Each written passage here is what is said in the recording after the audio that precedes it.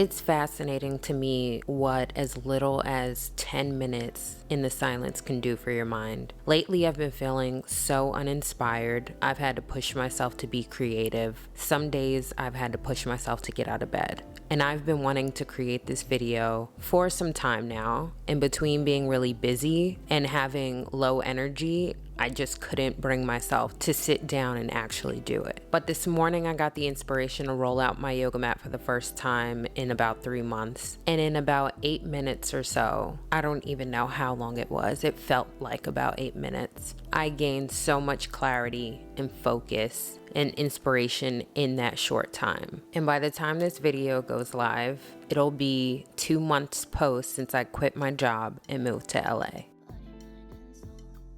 For the last 2 years, I worked on the people team at a startup. I was making more money than I had in my entire life, doing work that excited me, and working with people who in a lot of ways spoke my language. For the first year and a half, it was all of that and more. I was given the opportunity to build and manage a large team, work on an array of projects that was outside the scope of my day-to-day role, and just given a level of autonomy to get involved in different aspects of the organization. However, during my last 6 months with the company, there were a fair amount of changes implemented. I would agree that a lot of these changes were necessary because the company was scaling so rapidly that they needed to change courses to rebuild a solid infrastructure. But as a result of these changes, for me personally, I began to feel stagnant and was no longer challenged or given the opportunity to learn new things. There was just no longer any joy associated with the work that I was doing. It was really hard for me because I love the people that I worked with. Something that's very important to me is the place that I'm going to be spending the majority of my waking hours, the people that I'm going to be spending that time with, I truly do enjoy. If I don't have that or those two things are out of sync, it's not going to work out for me. I made a promise to myself a long time ago not to follow the money, but to follow the joy. And that doesn't mean that I would work for companies where I felt as though I was doing my life's work or I was fulfilling my passions in life, but rather that I was doing work that played to my skill set, tapped into my natural talents,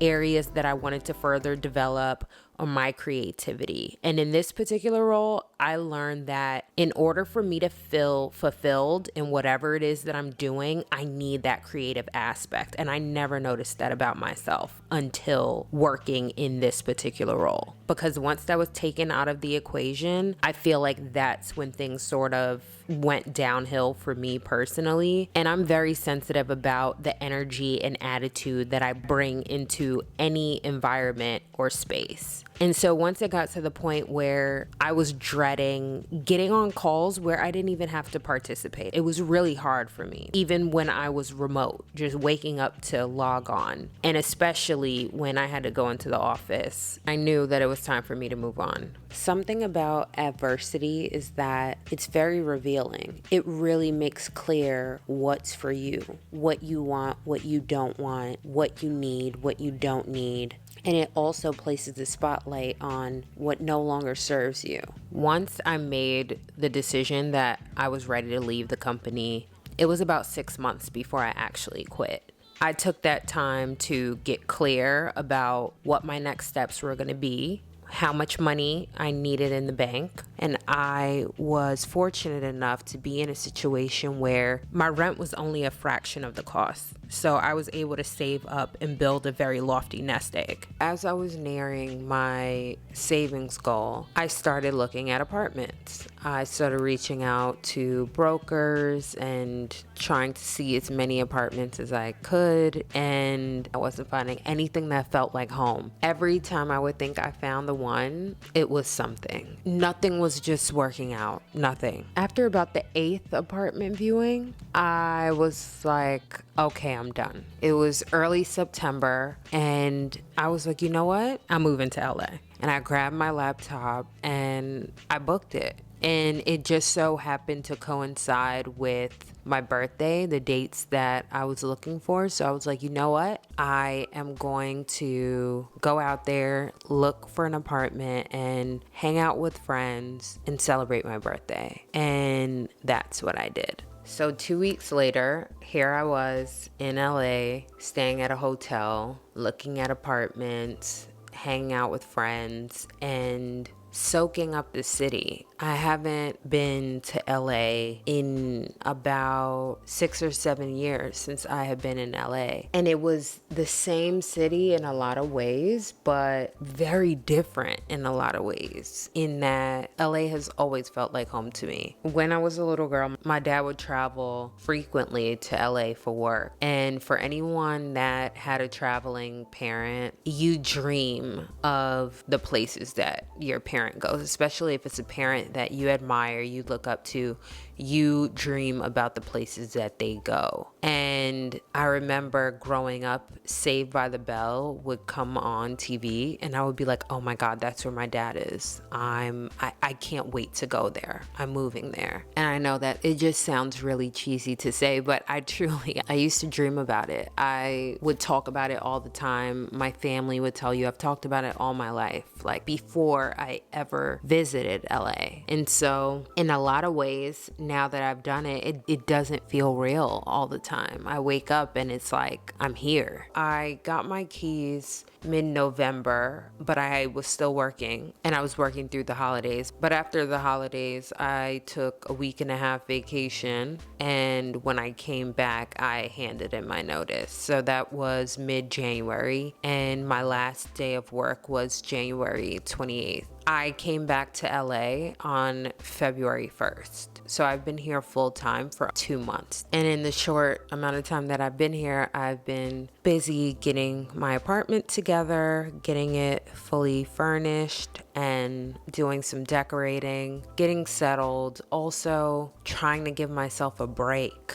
I was so burnt out by the time I left my job that I literally wanted to lay around and do nothing. And so just me trying to get myself into a new groove and having that spare time to really sit down and think about all the things that I want to do. And even though I had the opportunity to step into a new role after I left my company, I decided against it because I really want to dedicate this time to myself.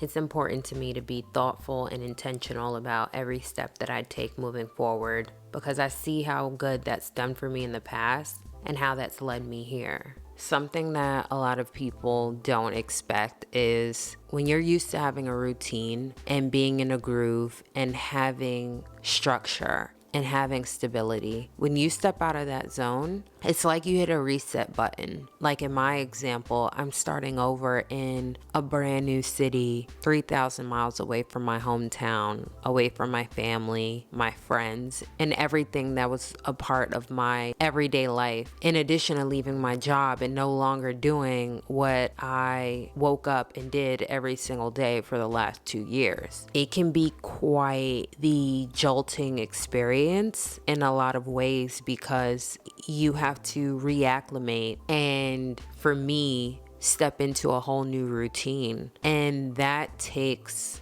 a lot of discipline. You have to be really disciplined. You have to get up and want to get up and build a new system for yourself. One that's in alignment with your goals and the things that you want to do or need to do. And in the beginning, that was really hard because I had severe burnout. I decided to give myself the first 3 months to really get back on track and get back to journaling and get back to meditating and get back into yoga and my fitness routine. The purpose of me starting this YouTube channel is to, one, create something of a video diary for myself to look back on and reflect and see how far I've come and what I've accomplished and what things I've spoken into existence over time. Moreover, I want to build a community and connect with others who might be on a similar path.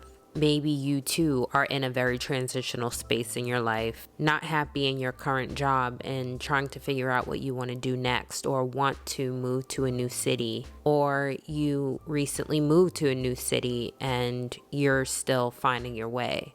Me being able to live in a new environment and explore this beautiful city and hear your stories and be on this journey with you, I think is really special. So if this video has resonated with you in any way and you would like to follow along with my journey and connect with others and share your own stories and experiences, definitely stick around. And thank you so much for being here. I appreciate it so much. And I'll see you in the next one.